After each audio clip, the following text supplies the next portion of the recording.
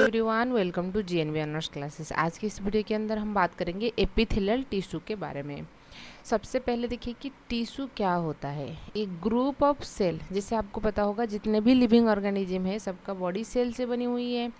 हम उसको कंपेयर करने के लिए बोलते हैं कि जितने भी घर आप देख रहे हो, चाहे 1 BHK की घर हो, बड़ा सा बिल्डिंग हो, वो किससे बनी हुई है? ईंट से बनी हुई है। इसी तरीके के सभी लिविंग ऑर्गेनिजम्स की बॉडी सेल से बनी हुई हैं। जैसे ईंट को जुड़ने के बाद हम दीवार बनाते हैं, तो इसी तरीके के सेल को जुड़ने के बाद हम टिश्यू बनाते हैं। समझ में आई ना बातें? तो 4 दीवार हो जाएगा, फिर छत हो जाएगा, हम उसको एक रूम बोलते हैं, एक कमरा बोलते हैं। फिर 4-5 जैसे कमरा रहेगा, फिर उसके बाद आपकी क्या बनता है? एक फ्लोर बनता है। इसी तरीके से टिश्यू मिलने के बाद ऑर्गन, लिवर, हार्ट, किडनी, ये सारी चीज़ें बनेगा। तो हमारे बॉडी के अंदर 4 तरीके के टिश्यू होता है। जैसे कि बात करेंगे epithelial tissue, connective tissue, muscular tissue and nervous tissue होता है। आज जो हमारा जो टॉपिक है एपिथेलियल टिश्यू, क्योंकि बॉडी की डिफरेंट फंक्शंस के लिए जो जो रहता है चीज़ें, हम उसको उसके अकॉर्डिंग 4 हिस्सों में डिवाइड किए हैं। तो देखिए एपिथेलियल टिश्यू का मतलब क्या है। जो टर्म एपिथेलिया, एपी का मतलब है कि अपर, ठीक है ना, मतलब कि और ये जो टिश्यू होता है दूसरे टिश्यू के ऊपर बढ़ रहा है, ग्रो कर रहा है। उसके मतलब कि मान लीजिए कनेक्टिव टिश्यू है, कनेक्टिव टिश्यू के ऊपर आपका रहेगा एपिथेलियल टिश्यू। समझ में आए ना? वो उनकी एक फ्री सरफेस रहता है, उनके ऊपर और कोई चीज़ें नहीं रहेगा। क्लियर हुआ ना आपको बातें? ठीक है। सो टिश्यू की ये डेफिनेशन होता है। टिश्यू की डेफिनेशन, एक group of cell with similar structure and function is called tissue. ठीक है। टॉर्म टिश्यू को बिचार्ट ने दिए थे, उसको टिश्यू बोलो बोलो जो बोलते हैं ना, टॉर्म टिश्यू आज इंट्रोड्यूस्ड बाय मेयर। ठीक है ना, टिश्यू उसको बोलना है, उसको मेयर बताए थे। स्टडी ऑफ टिश्यू को हम हिस्टोलॉजी। आज की टॉपिक है कि हम उसकी स्ट्रक्चर देखेंगे, कनेक्टिव टिश्यू वो कहाँ पे पाया जाता है देखेंगे, और उनकी क्लासिफिकेशन देखेंगे, कौन से आधार पे उन्होंने क्लासीफाई हुआ है। ठीक है। यदि हम उसकी लोकेशन यानी कि देखेंगे कहाँ पे पाया जाता है, हमारे बॉडी की एपिथेलियल टिश्यू जो पहला चीज़ है कि बॉडी कवरिंग, हमारे बॉडी को कवर करके स्किन पाया जाता है। स्किन एक सबसे लार्जेस्ट ऑर्गन होता है, ठीक है ना, सरफेस वाइज बॉडी कवरिंग होता है। तो ये तो हो गया बॉडी कवरिंग। जितने भी ऑर्गन आप देख रहे हो, मान लीजिए स्टोमक है, लिवर है, इस ऑर्गन की इंटरनल एरिया यानी कि अंदर वाला साइड, स्टोमक की बात करेंगे, यहाँ पर तो खाना जाता है ना, डाइजेशन वहीं पे होता है। उनकी जो इंटरनल लाइनिंग हो गया वो भी आपका एपिथेलियल टिश्यू से बनी हुई है। इस ऑर्गन की जो आउटर कवरिंग है, जैसे बुक की कवरिंग हम करते हैं ना, तो इसी तरीके से कवरिंग है वो भी एपिथेलियल टिश्यू से बनी हुई है। क्लियर हुआ? उसके अलावा बॉडी कैविटी जो होता है, बॉडी कैविटी वो भी आपका एपिथेलियल टिश्यू से बनी हुई है। क्लियर हुआ ना बातें? वो भी एपिथेलियल। सो कवरिंग लोकेशन आपको कहाँ देखने को मिलेगा? जहाँ पे बॉडी कवरिंग हो गया, इंटरनल ऑर्गन की अंदर साइड एंड आउटर साइड्स में आपको देखने को मिलेगा। और जहाँ पे चीज़ें क्या हो रहा है, डिफ्यूज हो रहा है, मान लीजिए यहाँ पे कुछ चीज़ें एक्सचेंज होना है, जैसे कि हम बात करेंगे यदि आल्वियोली, हमारे लंग्स की आल्वियोली है, उनकी इंटरनल लाइनिंग में वही रहेगा। ठीक है। और ब्लड वेसल्स है वहीं पे भी वो रहेगा। तो इसलिए कार्बन डाइऑक्साइड एंड ऑक्सीजन की जो एक्सचेंज है वो आसान से हो सकता है। ठीक है ना। ब्लड वेसल से कार्बन डाइऑक्साइड आल्वियोली तक आ सकता है, फिर आल्वियोली से ऑक्सीजन जो है ब्लड वेसल तक जा सकता है। तो इसका मतलब है कि ब्लड वेसल्स की इंटरनल लेयर में भी आपको एपिथेलियल टिश्यू देखने को मिलेगा, लंग्स के आल्वियोली में भी देखने को मिलेगा। ठीक है। ये हो गया उनकी लोकेशंस। यदि हम बात करेंगे उनकी स्ट्रक्चर के बारे में, एपिथेलियल टिश्यू आपको कैसे देखने के लिए होता है, देखिए। तो एपिथेलियल टिश्यू जो रहेगा शेप, मैंने बताया ना, उनकी कोई एपिकल सरफेस जो जो फ्री रहता है, जिसके साथ अटैच नहीं रहता, हम उसको एपिकल सरफेस कहते हैं। ये फ्री सरफेस है, ठीक है ना, वो उसके ऊपर और कुछ नहीं है। अच्छा, यहाँ पे जो सेल्स होते हैं ना, वो टाइटली इस तरीके से पैक्ड है, उनके बीच में उतना कुछ गैप नहीं रहता है। तो ये जो साइड्स हो गया, इसको हम लैटरल साइड्स कहेंगे। एक सेल दूसरे सेल की जो कॉन्टैक्ट में जिस साइड आ रहा है उसको हम लैटरल साइड्स कहेंगे, lateral surface. Always epithelial tissue जो होता है उनको कोई डायरेक्ट ब्लड सप्लाई नहीं रहता है। ब्लड सप्लाई क्यों होता है? हर एक सेल्स को ऑक्सीजन उसको लेना है और न्यूट्रिएंट लेना है, ताकि वो उनकी माइटोकॉन्ड्रिया क्या करेगा, एटीपी प्रोडक्शंस करेगा, तो वो जिंदा रह सकता है। तो इसलिए ये एक दूसरे सेल्स के ऊपर ऐसे बैठा रहता है, इसको हम बोलते हैं बेसमेंट मेम्ब्रेन। ठीक है। ये बेसमेंट मेम्ब्रेन जो होते हैं कनेक्टिव टिश्यू से बने हुई हैं पार्शियली। उनका बेसमेंट मेम्ब्रेन की 2 पार्ट होता है। अपर पार्ट को हम बोलते हैं basal lamina and lower part को हम बोलते हैं रेटिकुलर लामिना, ठीक है। एक होता है बासल लामिना। बासल लामिना जो होता है एपिथेलियल टिश्यू उसको सिक्रेट करता है। वो कैसे बने हुए हैं, ग्लाइकोप्रोटीन एंड ग्लाइकोलिपिड से बने हुए हैं। एंड रेटिकुलर लामिना जो होता है वो कनेक्टिव टिश्यू से बनी हुई है। जो ब्लड वेसल्स होता है ये मतलब कि बेसमेंट मेम्ब्रेन को ही ब्लड वेसल सप्लाई होता है। Direct blood supply epithelial tissue को नहीं होता है, ये चीज़ ध्यान दीजिए, लेकिन नॉर्म सप्लाई होता है। क्लियर हुआ आपको उनकी शेप के अकॉर्डिंग, ठीक है। अच्छा, यदि हम बात करेंगे वहाँ पर देखिए, term epithelial means to grow other tissue. Epithelial tissues form covering and lining throughout the body, it never covered another tissue. ये मतलब कि उनके ऊपर और कोई टिश्यू आपको देखने को नहीं मिलेगा। और कोई टिश्यू को ये कवर कर सकता है लेकिन उसको दूसरे टिश्यूज कवर नहीं करेगा। So it has a free surface. तो जो फ्री सरफेस था हमने उसको अपिकल सरफेस किया। तो दो सेल्स के बीच में in between two space there is a very less extracellular fluid, क्योंकि ये टाइटली पैक्ड होकर रहता है ना, तो इसलिए दो सेल के बीच में इतना स्पेस आपको देखने को नहीं मिलेगा। ब्लड वेसल उसको एंटर नहीं हुआ है, ब्लड सप्लाई बेसमेंट मेम्ब्रेन को ब्लड सप्लाई हुआ है ड्यू टू डिफ्यूजन प्रोसेस। तो बेसमेंट मेम्ब्रेन को जो ब्लड सप्लाई रहेगा डिफ्यूजन प्रोसेस के दौरान ऑक्सीजन एंड न्यूट्रिएंट उस सेल तक जा सकता है, ठीक है। नॉर्म सप्लाई हो चुका है, ये चीज़ याद रखिए, ये चीज़ भी याद रखिए, ठीक है। Because of the cell closely packed, ये होता है जो डायरेक्टली एक दूसरे से टाइटली पैक्ड रहता है। अच्छा, तो फंक्शंस मेन फंक्शंस क्या हो गया कि ये कि बैरियर देगा, बॉडी को प्रोटेक्ट करेगा, ठीक है ना। अच्छा, सिक्रेटरी सर्फेसेस में पाया जाता है, जैसे मैंने आपको बातें की थी कि कोई भी सिक्रेशन हमारे बॉडी में हो रहा है, जो कि जितने भी ग्लैंड आप देख रहे हो तो ग्लैंडुलर एपिथेलियल टिश्यू से ही वो बनी हुई हैं। ग्लैंड जो कि हमको हार्मोन प्रोड्यूस करता है, और कुछ ऐसा ग्लैंड होता है जहाँ से एंजाइम सिक्रेट होता है। तो जिसी तरीके की अभी तक ग्लैंड्स देखोगे ना, तो वो भी एपिथेलियल टिश्यू से बनी हुई हैं एंड प्रोटेक्टिव इन नेचर, ठीक है। अच्छा, उसके बाद नेक्स्ट आता है, ये तो आपका स्ट्रक्चर एंड लोकेशन हो गया। उसके बाद उनकी क्लासिफिकेशन देखेंगे। बच्चे को थोड़ा घबराहट आता है, क्लासिफिकेशन इतना क्लासिफिकेशन है लेकिन बहुत आसान है। पहला चीज़ है कि उनकी फंक्शंस के अकॉर्डिंग हमने उसको दो कैटेगरी में कैटेगराइज किए हैं। एक तो जो जिस एपिथेलियल टिश्यू बॉडी कवरिंग में या बॉडी प्रोटेक्शंस में हेल्प करेगा उसको हम कवरिंग एपिथेलियम कहेंगे। यदि इस कुछ एपिथेलियम से सिक्रेशन हो रहा है हम उसको ग्लैंडुलर एपिथेलियम कहेंगे। क्लियर होना बातें, ठीक है। अच्छा, कवरिंग एपिथेलियम के बारे में ही हमको फोकस करना है। वो भी दो तरीके के होता है। यदि बेसमेंट मेम्ब्रेन के ऊपर सिर्फ एक लेयर की सेल आपको दिखने को मिलेगा, एक लेयर, ठीक है ना, एक लेयर। जैसे आपके घर होता है ना, घर में टाइल हम बिछाते हैं या तो मार्बल बिछाते हैं, एक लेयर की बिछाते हैं ना, ऐसा नहीं कि तो स्टैकिंग कर देते हैं, एक बाई वन ऐसे स्टैक करके रखते हैं, ऐसा नहीं है, ठीक है। तो इसलिए हम उसको सिंगल लेयर कहेंगे। समझ में आए ना बातें। बेसमेंट मेम्ब्रेन मान लीजिए आपकी घर की जो जमीन मतलब कि है, ये बेसमेंट मेम्ब्रेन हो गया, उसके ऊपर ये मान लीजिए सेल है, ठीक है, एक लेयर की रहना ज़रूरी है। ये इस तरीके से टाइल जैसे फिट हुए हैं, ठीक है। अच्छा, उसको हम सिंपल एपिथेलियम कहेंगे।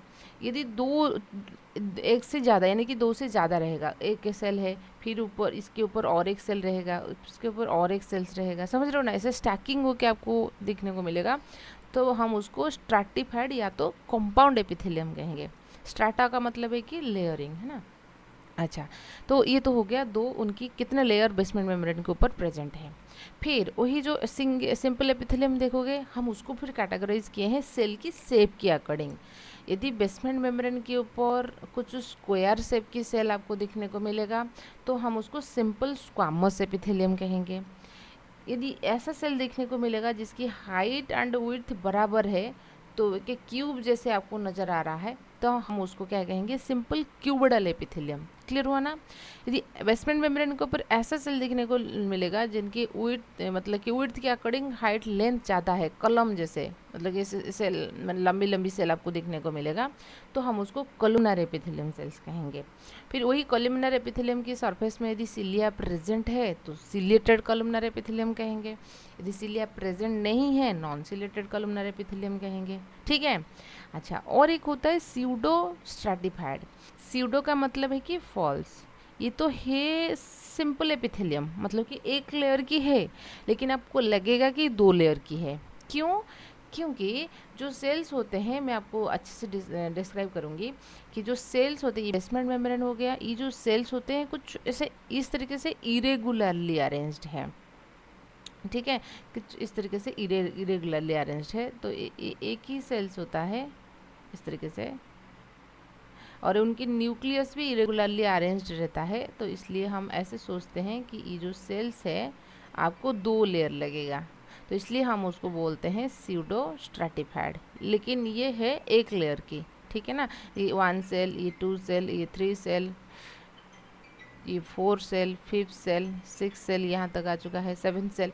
तो एक ही लेयर है, लेकिन ऐसे दिखेगा तो आपको लगेगा कि ये 2 लेयर की है, अपर लेयर लोअर लेयर। तो इसलिए हम उसको बोलते हैं स्यूडो। स्यूडो का मतलब है कि फॉल्स स्ट्रैटिफाइड, मतलब कि लेयरिंग, 2 फॉल्स लगेगा, 2 लेयरिंग है, ठीक है। इसी प्रकार की हमने कंपाउंड एपिथेलियम को भी कैटेगराइज किए हैं। कंपाउंड है 2 लेयर रहेगा, लेकिन कंपाउंड एपिथेलियम हम क्या करते हैं, बेसमेंट मेम्ब्रेन की 2 से ज़्यादा लेयर। मान लीजिए यहाँ पे कुछ स्क्वामस एपिथेलियम है, ठीक है, फिर स्क्वामस एपिथेलियम। तो जो एपिकल सरफेस में जो सेल्स रहा है उनकी शेप कैसे है, उसके आधार पे हमने उसको क्लासिफाई किए हैं। यदि एपिकल सरफेस में जो सेल्स रहता है वो कलम शेप की रहेगा तो हम कंपाउंड कॉलमनर सेल्स कहेंगे, समझ में आए ना। उनकी नीचे वाला मतलब कि बेस वाला सेल क्या है उसमें कोई लेना देना नहीं है। हम किसको फोकस करेंगे, उनकी एपिकल सरफेस में कौन सी टाइप की सेल्स है, समझ में आए ना बताए। तो इसलिए हमने उसको इस तरह से। नेक्स्ट देखिए सिंपल स्क्वामस एपिथेलियम के बारे में। सिंपल है, इसका मतलब है कि बेसमेंट मेम्ब्रेन के ऊपर आपको स्क्वायर शेप की रहेगा और उनकी बाउंड्री जो होता है इस तरीके से इरेगुलर होता है, ठीक है ना। अच्छा, तो इसलिए क्या होता है कि it looks like tile on the floor. घर में हम जैसे मार्बल बिछाते हैं इसी तरीके से आपको देखने को मिलेगा। देखिए होता क्या है, उनकी इस लोकेशन की यदि हम बात करेंगे कहाँ पे आपको देखने को मिलेगा, सिंपल एक ही लेयर है तो पतली सी रहेगा। तो जहाँ पे डिफ्यूजन प्रोसेस होता है, जैसे हम लोगों का ऑक्सीजन एंड कार्बन डाइऑक्साइड्स की एक्सचेंज होता है तो वहीं पे यानी कि आल्वियोली में आपको देखने को मिलेगा। फिल्ट्रेशन जहाँ पे हो रहा है हमारे किडनी की नेफ्रॉन में, नेफ्रॉन में जो ब्लड है वो फिल्टर्ड हो रहा है, यूरिन फॉर्मेशन हो रहा है, ठीक है ना। तो इसलिए वहीं पे आपको देखने को मिलेगा। और होता है ब्लड वेसल्स। ब्लड वेसल्स की जो इंटरनल लेयरिंग होता है वो भी मतलब कि सिंपल एपिथेलियम से बनी हुई हैं। क्यों, क्योंकि न्यूट्रिएंट एंड ऑक्सीजन को तो उसको भी डिफ्यूज करवाना है ना हर एक सेल्स के साथ, तो इसलिए आपको वहीं पे देखने को मिलेगा, ठीक है। तो क्लियर हुआ आपको बातें। तो उनकी फंक्शंस की आकड़ी हम देखेंगे, क्योंकि एकदम वो स्क्वायर शेप की है उतना, तो क्यूबोइडल में क्या होगा, उनका विड्थ थोड़ा ज़्यादा हो जाएगा, तो इसलिए थोड़ा मतलब कि बॉल की थिक एरिया को क्रॉस करना ज़्यादा मुश्किल है rather than the thin area, पतला सा एरिया, ठीक है।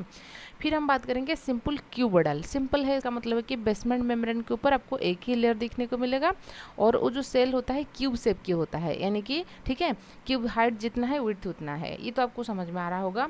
मेन फंक्शन जो होता है सिक्रेशन है और एब्जॉर्प्शन है। ये कहाँ पे आपको देखने को मिलेगा, कोई चीज़ों को ऑब्जर्व करना है पीसीटी में। हमारे किडनी की जो नेफ्रॉन है, नेफ्रॉन में पीसीटी में क्या होता है 70% ऑफ वाटर एब्जॉर्प्शन वहीं पे होता है। तो ये किस वजह से हो रहा है, जो ब्रश बॉर्डर सेल्स है जो कि क्यूबोइडल एपिथेलियम से बनी हुई है उससे हो रहा है, ठीक है ना। It found in the follicle of the thyroid cell. Thyroid gland है तो उनका जो फॉलिकुलर यानी कि थैली जैसे स्ट्रक्चर्स है वो आपको यहाँ पे देखने को मिलेगा। पिगमेंट लेयर ऑफ रेटिना, हमारे आंखों की 3 लेयर होता है, जो सबसे अंदर वाला नर्वस लेयर होता है उसको हम रेटिना कहते हैं, उनकी पिगमेंट लेयर में आपको देखने को मिलेगा। एंड ओवरी की सरफेस एपिथेलियम में भी देखने को मिलता है। उसके बाद हम बात करेंगे कॉलमनर सेल। बेसमेंट मेम्ब्रेन के ऊपर आपको इस तरीके से लंबे लंबे सेल्स देखने को मिलेगा और उनकी न्यूक्लियस जो होता है बेस की तरफ होता है और सर्कुलर नहीं, इस तरीके से लॉन्गिट्यूडनल होता है, ठीक है ना। अच्छा, तो ये भी आपको कहाँ देखने को मिलेगा, हमारे जो जीआई ट्रैक होता है, डाइजेस्टिव सिस्टम है, ठीक है ना, जीआई ट्रैक के अंदर आपको ये चीज़ दिख। नेक्स्ट हम कंपाउंड एपिथेलियम के बारे में बात करेंगे। कंपाउंड का मतलब है कि बेसमेंट मेम्ब्रेन के ऊपर आपको 2 से ज़्यादा लेयर देखने को मिलेगा। ये बेसमेंट मेम्ब्रेन रहा है, बेसमेंट मेम्ब्रेन के ऊपर मान लीजिए ये एक लेयर हो गया सेल, फिर उसके ऊपर और एक लेयर की सेल्स है, ठीक है ना। इस तरीके से आपको 2 से ज़्यादा लेयर की सेल देखने को मिलेगा, हम उसको बोलेंगे कंपाउंड एपिथेलियम या स्ट्रैटिफाइड एपिथेलियम बोलते हैं। स्ट्रैटिफाइड क्या है, स्ट्रैटा का मतलब है कि लेयरिंग, एक लेयर हो गया, दूसरा लेयर, तीसरा लेयर है, लेयरिंग हो गया। चीज़ें ये होता है कि ये तो बेसमेंट मेम्ब्रेन रहा है, जो ब्लड वेसल है मैंने आपको बात की थी कि ब्लड वेसल बेसमेंट मेम्ब्रेन को सप्लाई रहता है, ठीक है। तो इसलिए जो बेसमेंट मेम्ब्रेन की नियरर जो सेल्स होते हैं वो तो ऑब्जर्व कर लेंगे न्यूट्रिएंट एंड ऑक्सीजन, लेकिन जो अपर लेयर है ये सेडेड अप हो जाते हैं अपने आप। क्यों, क्योंकि उतना अच्छे से ऑक्सीजन एंड न्यूट्रिएंट ऑब्जर्व नहीं हो पाता है, तो इसलिए ये ऑटोमेटिकली सेडेड अप हो जाता है। एंड ज़्यादा लेयर पाने की वजह से ये प्रोटेक्शंस में हेल्प करेगा, क्योंकि यहाँ पे ज़्यादा लेयर है अच्छा, जो कंपाउंड एपिथेलियम होता है स्पेसिफिकली हमारी स्किन में पाया जाता है, और इसी तरीके से आपने देखा होगा स्किन ब्लीडिंग नहीं होता है, ठीक है ना, इसलिए it help in protection. It also present above the basement membrane, so upper layer not supply the nutrient so that the cell spread out and get shrink according to the shape of the cell. Compound epithelium को हमने कैसे categorise किए हैं? जो surface epithelium होता है, सबसे अपर वाला जो लेयर रहेगा सरफेस एपिथेलियम होता है, उनमें कौन सी टाइप की सेल्स है? यदि स्क्वायर सा की इस तरीके से फ्लैट सेल रहेगा हम उसको स्क्वामस कंपाउंड स्क्वामस एपिथेलियम कहेंगे. यदि जितना हाइट उतना विड्थ वाला सेल्स रहेगा हम उसको कहेंगे कंपाउंड क्यूबोइडल एपिथेलियम. यदि इस तरीके से कॉलम शेप्स की रहेगा हम उसको कंपाउंड कॉलमनर एपिथेलियम कहेंगे. ठीक है. सो देखिए सबसे पहला देखेंगे कंपाउंड स्क्वामस एपिथेलियम, है ना. कंपाउंड आप लिख सकते हो, स्ट्रैटिफाइड भी लिख सकते हो, एक ही बात है. स्ट्रैटिफाइड का मतलब कि layering. Apical layer of the cells is made up of the flat cells, यानी कि ये तो बेसमेंट मेम्ब्रेन मान लीजिए रहा है, और बेस वाला लेयर कुछ भी हो सकता है, क्यूबोइडल सेल हो सकता है, कॉलमनर सेल हो सकता है, कुछ भी हो सकता है. लेकिन जो टॉप वाला लेयर रहेगा वो स्क्वामस मतलब कि इस तरीके से फ्लैट होना ही ज़रूरी है. ठीक है ना. अच्छा, तो स्पेसिफिकली ये क्या होता है? बेसल सेल्स में भी क्यूबोइडल हो सकता है, कॉलमनर हो सकता है. यदि वही स्क्वामस एपिथेलियम सेल्स में केराटिन प्रोटीन प्रेजेंट है, केराटिन एक प्रोटीन है, ठीक है ना. Keratin made up of the fibrous protein, भी केराटिन प्रोटीन आपको देखने को मिलता है. ठीक है ना. यदि केराटिन प्रोटीन प्रेजेंट है तो हम उसको क्या कहेंगे? तो उसको हम बोलेंगे केराटिनाइज्ड स्ट्रैटिफाइड स्क्वामस एपिथेलियम. यदि एब्सेंट है तो नॉन केराटिनाइज्ड बोलेंगे. ठीक है. तो आप ऐसे सोच सकते हैं, ऐसा स्किन के ऐसे सरफेस या बॉडी की ऐसी सरफेस जहाँ पे हेयर पाया जाता है, स्पेसिफिकली आप ऐसे याद रखिए, वहीं पे आपको केराटिनाइज्ड स्ट्रैटिफाइड स्क्वामस एपिथेलियम देखने को मिलेगा. जैसे कि हमारा स्किन हो गया, बॉडी की आउटर सरफेस हो गया, वहीं पे हेयर प्रेजेंट है. लेकिन बॉडी की जो बॉडी वॉल की जो अंदर सरफेस हो गया, जैसे कि आपकी बुक्कल कैविटी हो गया, माउथ हो गया, माउथ बुक्कल कैविटी के अंदर जो लेयरिंग है उसमें तो कोई हेयर नहीं है ना, तो वहीं पे non keratinised stratified squamous epithelium आपको देखने को मिलेगा. क्लियर है. ठीक है. तो उसके बाद देखेंगे क्यूबोइडल एपिथेलियम. क्यूब से मतलब बेसमेंट मेम्ब्रेन है, नीचे वाला सेल कुछ भी हो सकता है, कॉलमनर हो सकता है, स्क्वामस हो सकता है. ठीक है. लेकिन जो टॉप में जो सेल्स रहेगा एपिकल सरफेस में, वो क्यूबोइडल होना ज़रूरी है. क्यूब सेल जितना हाइट, सेल की हाइट जितना है विड्थ भी उतना है. ठीक है. तो ये क्यूबोइडल सेल्स पाया जाता है. ये स्वेट ग्लैंड में प्रेजेंट होता है, ऑइसोफेगस के अंदर जो ग्लैंड्स होता है उसमें प्रेजेंट होता है, एंड मेल यूरेथ्रा के अंदर प्रेजेंट होता है. उनके भी मेन फंक्शंस होता है वही. कंपाउंड एपिथेलियम की बात करेंगे, यहाँ पे नीचे वाला बेस वाला सेल कुछ भी हो सकता है, क्यूबोइडल हो सकता है, स्क्वामस हो सकता है, लेकिन जो टॉप में जो सेल्स रहेगा that should be column shape की होना ज़रूरी है. तो ये कहाँ पाया जाता है? जो म्यूकस सिक्रेटिंग सेल्स होते हैं तो वहीं पे पाए जाते हैं. यूरेथ्रा में पाया जाता है. ठीक है ना. यूरिनरी ब्लैडर रहा है, ये रहा है यूरेथ्रा. यूरिन पास आउट होने आँख की जो वाइटिस पार्ट होता है उनकी जो है ना, उसको हम बोलते हैं कंजुक्टिवा. तो यहाँ पे आपको देखने को मिलेगा. नेक्स्ट बात करेंगे ट्रांजिशनल कंपाउंड एपिथेलियम. ये सबसे इम्पोर्टेंट है. ट्रांजिशन का मतलब है कि दो फेज के बीच में जो होता है हम उसको ट्रांजिशन कहते हैं. देखिए यहाँ पे जो सेल्स होता है, मान लीजिए बेसमेंट मेम्ब्रेन है और यहीं पे सेल्स प्रेजेंट है. होता क्या है? कभी कभी ये सेल क्यूब शेप की रहता है. ठीक है. कभी कभी क्यूब शेप की हो जाता है, और उनकी फंक्शन के अकॉर्डिंग फिर कभी कभी क्या हो जाता है? स्क्वामस शेप की हो जाता है. एक ही शेप तो नहीं है. आप कैसे बोलोगे कि यहाँ पे मान लीजिए यहाँ पे अभी ये क्यूब शेप की है, कुछ टाइम के बाद ये स्क्वामस हो जाएगा इस तरह से. ठीक है. ये कहाँ पे होता है? हमारे जो यूरिनरी ब्लैडर है, यूरिनरी ब्लैडर में क्या यूरिन स्टोर होके रहता है. जब यूरिन फील्ड हो जाएगा, ठीक है, एकदम ब्लैडर फील्ड है, तो ये स्ट्रेच होगा क्योंकि उनको ज़्यादा एरिया चाहिए, स्ट्रेच होगा. जब स्ट्रेच होता है तो ये जो क्यूबोइडल सेल है ये स्क्वामस सेल्स को कन्वर्ट हो जाता है, फ्लैट हो जाता है. ठीक है ना. और जब यूरिन पास आउट मान लीजिए हो गया, उतना यूरिन ब्लैडर पे नहीं है, यूरिन जस्ट पास आउट करने के बाद ये क्यूब शेप को कन्वर्ट हो जाएगा. पहले क्यूब है, रिलैक्स स्टेज में जब रहता है क्यूब, जब स्ट्रेच होता है मतलब कि स्क्वामस शेप की हो जाता है, फ्लैट शेप की हो जाता है.